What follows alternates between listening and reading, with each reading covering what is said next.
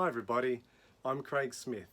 I'm a school teacher, I'm an Autism Education Specialist, and with regards to music,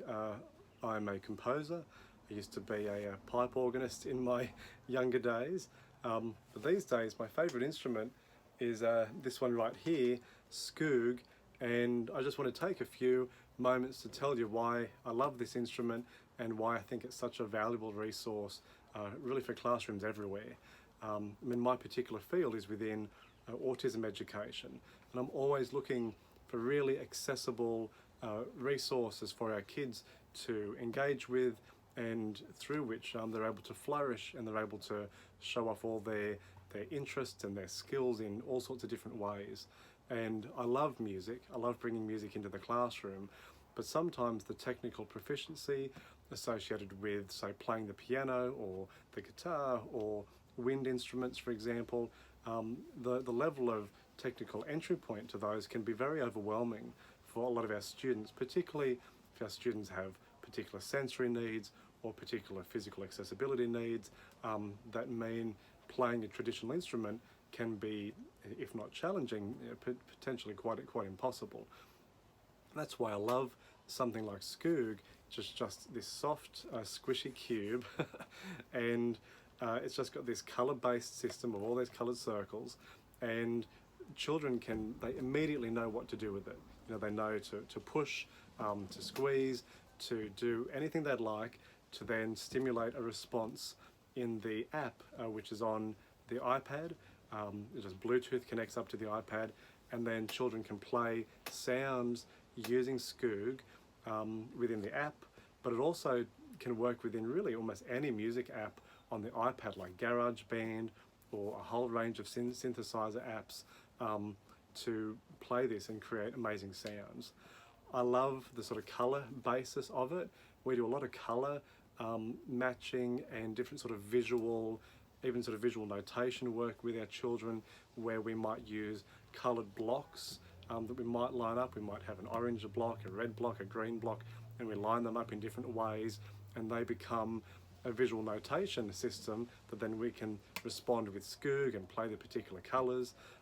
They can then lead to even concepts like coding, you know, where we are maybe lining up different colours and having them loop or having them operate in different sequences. So we're teaching coding concepts with colour matching and using Skoog to perform those pieces that we're making. We've got some students who just adore coding and have seen, you know, sort of great results from it. And even within apps like Swift Playground on iPad, there are special Skoog playgrounds within that let you really lift the hood up on sort of music apps, and you're able to tinker with the responsiveness and the tones and the different measures in which you can affect the way that sound happens with Skoog. So it's not just a really accessible performance tool, it's actually something that you can use for exploring coding, and like I said, just not seeing music apps as something that, you know, well, someone else has made this app and I'll just use it, but it really lets you to get beneath the hood and to think, oh, this is how music apps work, and this is how sound is made, and I can tinker with this and learn a whole range of new skills while using Skoog. I just think, you know, all of that is just fantastic, from an early education, early introduction to playing an instrument standpoint with Skoog, right through to its different applications for coding and you know, and even further afield ways of using sound and exploring these different ideas. There's a new app that's come out recently from Skoog called Scratch, which is a sampler app, which means you can record the sound on your iPhone or your iPad inside the Scratch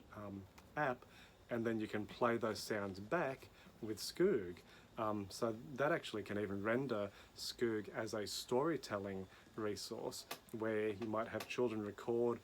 themselves saying particular things or recording particular sounds around the playground or home, and they can play those back with Skoog by hitting the different coloured dots. So I just think there's so many potentials there. I encourage you to go and explore Skoog and to see how it can work in your classroom, and you're more than welcome to reach out to me, and and we can share ideas on that front too.